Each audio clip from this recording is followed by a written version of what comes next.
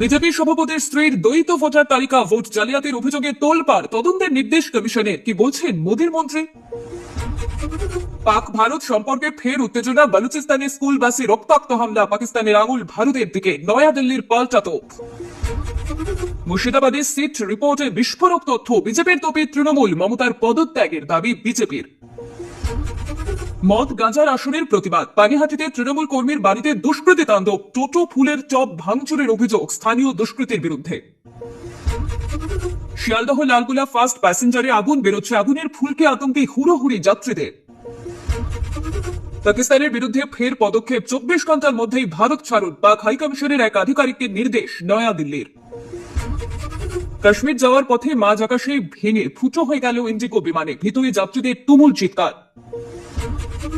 উত্তরবঙ্গের অনেক মানুষ মনে করে আলাদা রাজ্য হলে ভালো হবে, মমতার সফরের মধ্যেই দাবি বিজেপি বিধায়কের। ইতিহাসে লেখা থাকবে, রানী রাসমণির সঙ্গে মমতার তুলনা টানলেন আলিপুরদুয়ারের বিধায়ক। এছাড়াও রয়েছে আরো বেশ কিছু গুরুত্বপূর্ণ খবর। পুরো বিস্তারিত জানতে ভিডিওটি শেষ পর্যন্ত শুনুন। পশ্চিমবঙ্গের রাজনীতিতে নতুন বিতর্ক। এবার বিজেপির রাজ্য সভাপতি ও কেন্দ্রীয় মন্ত্রী সুকান্ত মজুমদারের স্ত্রী কোয়েল মজুমদারের নাম দুটি আলাদা জায়গার ভোটার তালিকায় রয়েছে বলে অভিযোগ উঠেছে। বিষয়টি সামনে আসতে জাতীয় নির্বাচন কমিশন তদন্তের নির্দেশ দিয়েছে এবং রাজ্যের মুখ্য নির্বাচনী আধিকারিকের কাছ থেকে রিপোর্ট তলব করা হয়েছে। অভিযোগ তুলেছেন পারমিতা দাস নামে এক মহিলা, যিনি কমিশনের কাছে জানান কোয়েল মজুমদারের নাম জলপাইগুড়ি ও দক্ষিণ দিনাজপুরের বালুরঘাটে ভোটার তালিকায় রয়েছে। দুই জায়গাতেই ভিন্ন পদবি এবং আলাদা এপেক নম্বর ব্যবহার করা হয়েছে। জলপাইগুড়িতে তার বিয়ের আগের পদবি চৌধুরী এবং বালুরঘাটে বিয়ের পরের পদবি মজুমদার ব্যবহৃত হয়েছে। সুকান্ত মজুমদার বিষয়টি স্বীকার করেছেন এবং বলেন, কোয়েল বিয়ের পরে বালুরঘাটে স্থানান্তরিত হলে ভোটার তালিকায় নাম অন্তর্ভুক্তের জন্য আবেদন করেন এবং জলপাইগুড়ি থেকে নাম বাদ দেওয়ার জন্য সংশ্লিষ্ট দপ্তরে আবেদনও করা হয়েছিল। তা সত্ত্বেও নাম না মুছে যাওয়ার দায় তিনি প্রশাসনের উপরেই চাপিয়েছেন। বিজেপি নেতার দাবি, ভোটার কার্ড হালনাগাদের সমস্ত নিয়ম মেনে কাজ করা হয়েছে। প্রশাসনের গাফিলতির ফলে এই সমস্যার সৃষ্টি হয়েছে বলেই তিনি অভিযোগ করেন। কমিশন এখন ছবি ও তথ্য মিলিয়ে নিশ্চিত হতে চাইছে কোয়েল চৌধুরী এবং কোয়েল মজুমদার একই ব্যক্তি কিনা। বিষয়টি রাজনৈতিক উত্তেজনার জন্ম দিয়েছে রাজ্যে। নির্বাচন কমিশন তদন্তের পরেই স্পষ্ট হবে নিয়ম ভঙ্গ হয়েছে কিনা। বালুচিস্তানে স্কুল বাস লক্ষ্য করে ভয়াবহ আত্মঘাতী বোমা হামলার ঘটনায় ভারতের দিকে আঙুল তুলেছিল পাকিস্তান। যদিও ইসলামাবাদের এই অভিযোগ ভারত স্পষ্টভাবে খারিজ করেছে। ভারত এই অভিযোগকে ইসলামাবাদের নিজস্ব ব্যর্থতা থেকে বিশ্বব্যাপী নজর ঘোরাতে ছলনা করার চেষ্টা বলে অভিযোগ করেছে। বুধবার সকালে খুজদার শহরে এই বিস্ফোরণে কমপক্ষে 3 শিশু সহ 5 জন নিহত হয়েছেন, 35 জনেরও বেশি মানুষ আহত হয়েছে। পাকিস্তান সরকার জানিয়েছে, সন্দেহভাজন আত্মঘাতী বোমা হামলাকারী বিস্ফোরক ভর্তি একটি গাড়ি আর্মি পাবলিক স্কুলের গাড়িকে ধাক্কা দেয়। এখনো পর্যন্ত কোনো জঙ্গি সংগঠন এই হামলার দায় স্বীকার করেননি। তবে পাকিস্তানের সেনাবাহিনী দ্রুত ভারতের দিকে আঙুল তুলে একটি বিবৃতি জারি করে নয়াদিল্লিকে এই হামলার পরিকল্পনার জন্য অভিযুক্ত করে। বিবৃতিতে অভিযোগ করা হয়েছে, ভারত পাকিস্তানে নিরীহ শিশু এবং সাধারণ নাগরিকদের টার্গেট করছে সন্ত্রাসবাদকে উস্কে দেওয়ার জন্য। পাকিস্তানের প্রধানমন্ত্রী শাহবাজ শরীফও বোমা হামলার নিন্দা করেছেন এবং প্রমাণ ছাড়াই ভারতকে দোষারোপ করেছেন অপরাধীদের মদত দেওয়ার জন্য। তিনি বলেন, ভারত সমর্থিত সন্ত্রাসবাদীদের স্কুল বাসে হামলা বালুচিস্তানের শিক্ষার প্রতি তাদের শত্রুতার স্পষ্ট প্রমাণ। ভারতের বিদেশ মন্ত্রক এই অভিযোগের তীব্র নিন্দা জানিয়েছে, প্রাণহানির নিন্দা জানিয়েছে, কিন্তু পাকিস্তানের দাবিকে ভিত্তিহীন এবং রাজনৈতিকভাবে উদ্দেশ্য প্রণোদিত বলে উড়িয়ে দিয়েছে। ভারতের বিদেশ মন্ত্রকের মুখপাত্র রণধীর জয়সওয়াল বলছেন, আজ সকালে খুজদারের ঘটনায় ভারতের জড়িত থাকার বিষয়ে পাকিস্তানের করা ভিত্তিহীন অভিযোগ ভারত প্রত্যাখ্যান করছে। এই ধরনের সমস্ত ঘটনায় প্রাণহানির জন্য ভারত শোক প্রকাশ করছে। তবে সন্ত্রাসবাদের বিশ্বব্যাপী কেন্দ্রস্থল হিসেবে তার খ্যাতি থেকে মনোযোগ সরাতে নিজস্ব গুরুতর ব্যর্থতা আড়াল করার জন্য, নিজেদের অভ্যন্তরীণ সমস্ত সমস্যার জন্য ভারতকে দোষারোপ করা পাকিস্তানের জন্য স্বাভাবিক হয়ে উঠেছে। বিশ্বকে বোকা বানানোর এই প্রচেষ্টা ব্যর্থ হবে। মুর্শিদাবাদ হিংসা নিয়ে কলকাতা হাইকোর্টের নির্দেশে গঠিত বিশেষ তদন্তকারী দল বা সিটের রিপোর্ট প্রকাশ্যে আসতেই রাজ্য রাজনীতিতে চাঞ্চল্যের সৃষ্টি হয়েছে। রিপোর্ট অনুযায়ী 11 এপ্রিল 2025 শুক্রবার দুপুর 2টোর পর মুর্শিদাবাদের একাধিক এলাকায় ধারাবাহিক হিংসার ঘটনা ঘটে। অভিযোগ, এই হামলার নেতৃত্ব দেন স্থানীয় তৃণমূল কাউন্সিলর মেহবুব আলম। সিট রিপোর্টে উল্লেখ করা হয়েছে, হামলায় ক্ষতিগ্রস্ত হয়েছে 113টি হিন্দু পরিবারের বাড়ি এবং সম্পত্তি। এছাড়াও পুলিশ এবং প্রশাসনের ভূমিকা নিয়ে গুরুতর প্রশ্ন তোলা হয়েছে রিপোর্টে। দাবি করা হয়েছে তারা নীরব দর্শকের ভূমিকা পালন করেছে এবং সময় মতন কোনো ব্যবস্থা নেয়নি। এই রিপোর্টের ভিত্তিতে বিজেপি, তৃণমূল কংগ্রেস ও মুখ্যমন্ত্রী মমতা বন্দ্যোপাধ্যায়ের বিরুদ্ধে তীব্র আক্রমণ জানিয়েছে। বিজেপির অভিযোগ একটি নিছক রাজনৈতিক হিংসা নয়, বরং পরিকল্পিত সাম্প্রদায়িক আক্রমণ। তাদের দাবি, এ রাজ্যে আইন শৃঙ্খলার চরম অবনতি ঘটেছে এবং সরকার ইচ্ছাকৃতভাবে দোষীদের আড়াল করছে। বিজেপি সাংসদ সুধাংশু ত্রিবেদী বলেন, সিট রিপোর্টে প্রমাণ মিলেছে যে হিন্দু সম্প্রদায়কে লক্ষ্য করে আক্রমণ চালানো হয়েছে। তৃণমূল নেতারা সরাসরি জড়িত আর পুলিশ তাদের রক্ষা করছে। তিনি আরো বলেন, কাশ্মীর থেকে মুর্শিদাবাদ একই ধারায় হিন্দুদের উপর আক্রমণ চলছে। তোষণের রাজনীতির ফলে এই পরিস্থিতি। বিজেপির দাবি, মুখ্যমন্ত্রী মমতা বন্দ্যোপাধ্যায়কে নৈতিক দায় স্বীকার করে পদত্যাগ করতে হবে। একই সঙ্গে তারা কেন্দ্রের কাছে ঘটনার পূর্ণাঙ্গ তদন্ত এবং দোষীদের কড়া শাস্তির দাবিও জানিয়েছে। উত্তর চব্বিশ পরগনার পানিহাটির পানশিলা এলাকায় মদ এবং গাঁজার নেশার বিরুদ্ধে প্রতিবাদ করায় ভয়ঙ্কর হামলার মুখে পড়লেন স্থানীয় তৃণমূল কর্মী রঞ্জিত রাজবংশী। মঙ্গলবার মধ্যরাতে তার বাড়িতে সশস্ত্র দুষ্কৃতী হামলা চালানোর অভিযোগ উঠেছে গুড্ডু শিকদার এবং তার দলবলের বিরুদ্ধে। ঘটনায় চাঞ্চল্য ছড়িয়েছে গোটা এলাকায়। স্থানীয়দের অভিযোগ, দীর্ঘদিন ধরে ওই এলাকায় প্রকাশ্যে নেশার আসর বসছিল। দিন রাত বহিরাগতদের আনাগোনায় মহিলাদের চলাফেরা কষ্টকর হয়ে পড়েছিল। এই সমস্যা নিয়ে প্রতিবাদ করেছিলেন রঞ্জিত, যিনি পেশায় টোটো চালক। সে অপরাধে তার বাড়িতে হামলা বলে অভিযোগ। মঙ্গলবার রাতের এই ঘটনায় আতঙ্কে ছিলেন রঞ্জিত এবং তার পরিবার। ঘুমন্ত অবস্থায় তারা টোটো ভাঙচুরের শব্দ শুনলেও কেউ বাইরে বেরোতে সাহস পাননি। দুষ্কৃতীরা ভেঙে দেয় টোটোর উইন্ডস্ক্রিন, ফুল গাছের টব এবং বাড়ির মূল দরজাও। পুলিশে খবর দেওয়ার পর খড়দা থানার বাহিনী ঘটনাস্থলে পৌঁছয়। রঞ্জিত জানান, কোনো ব্যক্তিগত শত্রু ছিল না, কেবল নেশার বিরুদ্ধে প্রতিবাদ করেছিলাম। এখন প্রাণনাশের আশঙ্কা করছি। তার আত্মীয় প্রিয়াঙ্কা রাজবংশীর অভিযোগ, ওরা কাউকে কিছু বললে হুমকি দেয়, গালিগালাজ করে, ভয়ে কেউ আর মুখ খোলে না। ঘটনার তদন্ত শুরু করেছে পুলিশ। বুধবার দুপুর পর্যন্ত কাউকে গ্রেপ্তার করা না হলেও অভিযুক্তদের খোঁজে তল্লাশি চলছে বলে জানিয়েছে খড়দা থানা। ডিসি সেন্ট্রাল ইন্দ্রবদন ঝা জানিয়েছে, গোটা ঘটনা খতিয়ে দেখা হচ্ছে, দোষীদের বিরুদ্ধে কড়া ব্যবস্থা নেওয়া হবে। এই ঘটনায় রাজনীতির উত্তেজনার পাশাপাশি প্রশ্ন উঠছে, নেশার বিরুদ্ধে মুখ খুললে এভাবেই কি মরতে হবে? শিয়ালদহ লালগোলা ফাস্ট প্যাসেঞ্জারে আগুন, গাছ পড়ে একটি কামরায় আগুন ধরে যায়। বুধবার রাতে মুর্শিদাবাদের রেজিনগর থানার দাঁতপুর এলাকায় এই ঘটনাটি ঘটে। তাতে আতঙ্কিত হয়ে পড়েন যাত্রীরা। ট্রেনটি এখনো দাঁড়িয়ে রয়েছে। ওই লাইনে আপাতত ট্রেন চলাচল বন্ধ। এই ঘটনায় হতাহতের কোনো খবর নেই।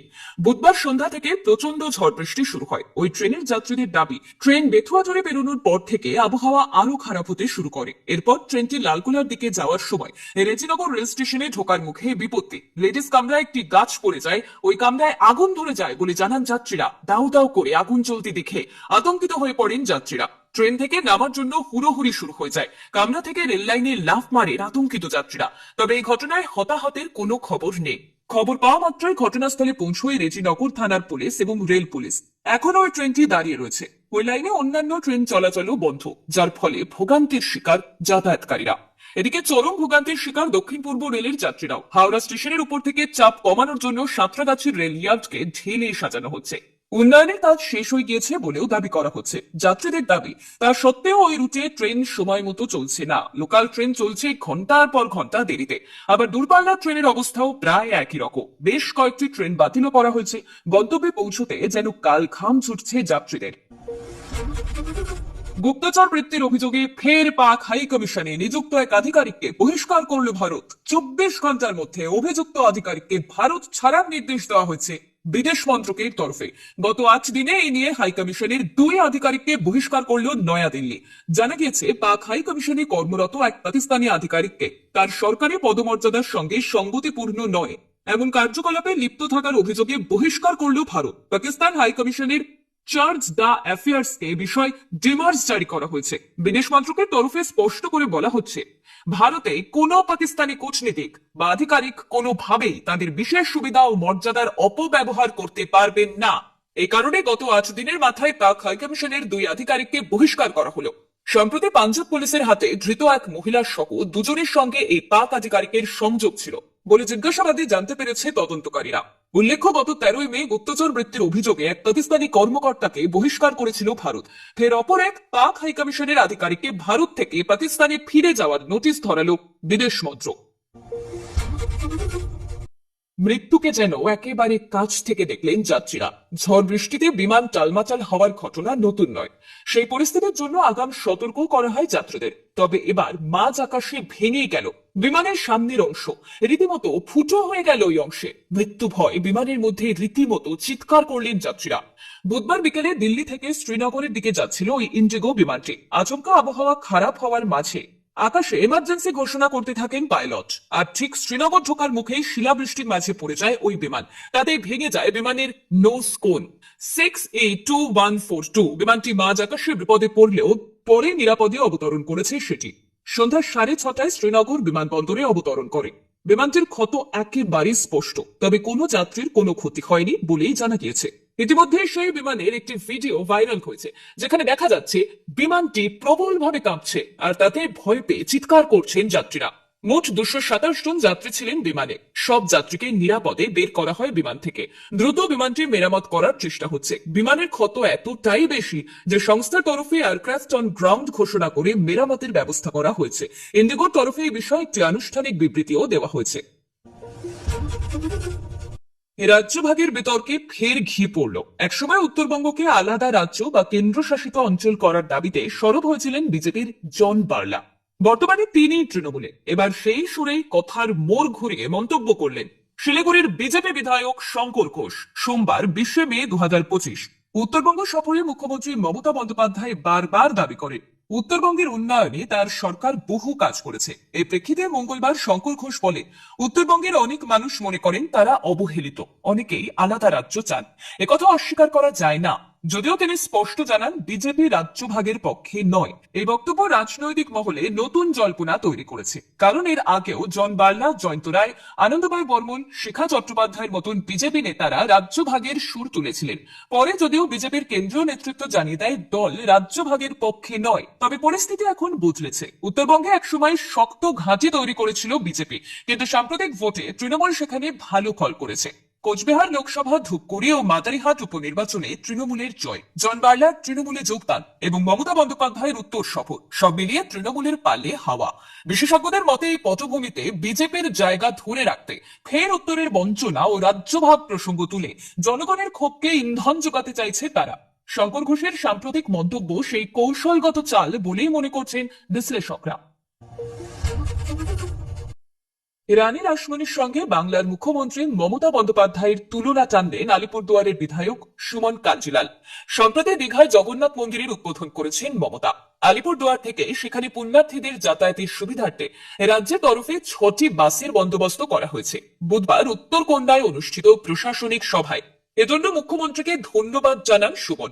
এরপরেই তিনি রানী রাসমণির সঙ্গে মমতার তুলনা টানেন। আলিপুরদুয়ারের বিধায়ক বলেন, 1855 সালে মহিয়সী নারী রানী রাসমণির হাত ধরে যে দক্ষিণেশ্বর মন্দির, আর তারপর দিদির হাত ধরে জগন্নাথ দেবের মন্দির, এটা ইতিহাসে লেখা থাকবে। সুমন 2021 বিধানসভা নির্বাচনে বিজেপির টিকিটে জিতে বিধায়ক হন। পরবর্তীতে তিনি ঘাসফুল শিবিরে নাম লেখান। তার এদিনের মন্তব্য নিয়ে চর্চা শুরু হয়েছে জেলার রাজনীতিতে। তবে মমতা বন্দ্যোপাধ্যায়ের সঙ্গে বিভিন্ন ঐতিহাসিক বরেণ্য চরিত্রের তুলনা টানা নতুন কিছু নয়। তৃণমূলের বিভিন্ন নেতা কর্মী মাঝে মধ্যে এমনটা করে থাকেন। এর আগে মমতার সঙ্গে মা শারদার তুলনা করেছিলেন তৃণমূল বিধায়ক চিকিৎসক নির্মল মাঝি। পরে বাগদার বিজেপি বিধায়ক, যিনি তৃণমূলে যোগ দিয়েছিলেন, বিশ্বজিৎ দাস, মমতা বন্দ্যোপাধ্যায়ের সঙ্গে ভগিনী নিবেদিতার তুলনা করেন। এবার আলিপুরদুয়ারের বিজেপি বিধায়কও ঘটনাচক্রে তিনিও বিজেপির টিকিটে জিতে পরে তৃণমূলে যোগ দিয়েছেন। তিনি রানী রাসমণির সঙ্গে তুলনা টানলেন।